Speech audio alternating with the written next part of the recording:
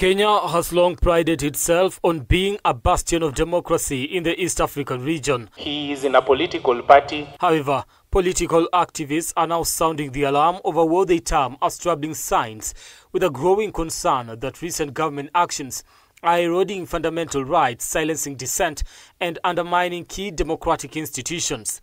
It is young people who bring reforms and changes in the systems historically.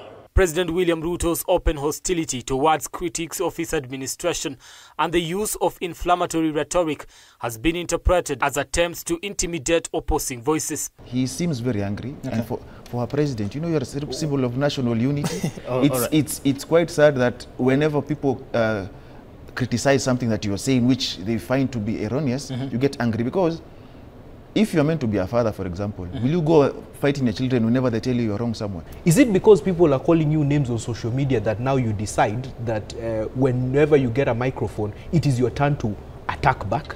Are these platforms that are being given to His Excellency the President to address Kenyans on matters of national importance becoming pedestals to use to actually belittle, condemn, and even ostracize in the name of trying to put your point across? The National Assembly, on the other hand, is being accused of serving as a rubber stamp for government agendas, further alienating citizens from their representatives. The disillusionment with Parliament reached a boiling point in July when Gen Z youth led large-scale demonstrations to demand accountability. Their frustrations stem from MPs who seem more loyal to their parties than to the people they represent. We only hope if we can have a pro-revolutionary future and a reinvention of democracy of Kenya, because it has been killed by the corruption of parliament by the ODM. Despite the challenges, young Kenyans are being urged to remain steadfast in their fight for justice and reforms, drawing inspiration from the resilience they displayed in previous protests. Your platform in this country is greater than parliament, than the cabinet, because you can remove a cabinet and you can overthrow a bill. Use this. It is enough.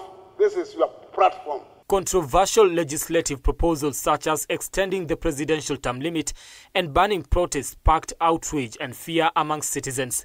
Analysts argue that these moves are part of a broader effort to weaken public participation and consolidate power.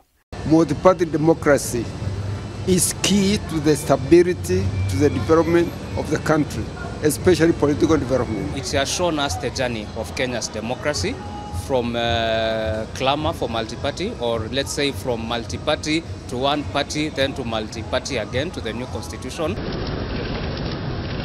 Additionally, the evolving political relationship between President Ruto and ODM leader Raila Odinga has shifted the dynamics of Kenya's political scene.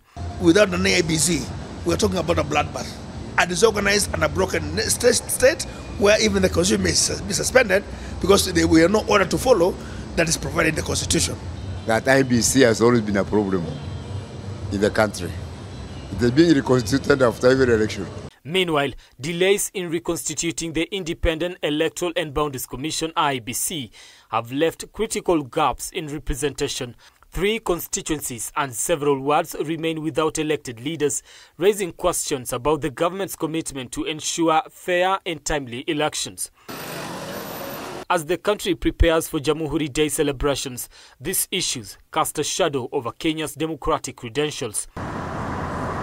Allegations of arbitrary abductions targeting government critics, delayed establishment of IEBC, human rights violation during protests, and a parliament that appears to be under government's control have left many questioning President Ruto's commitment to upholding democracy.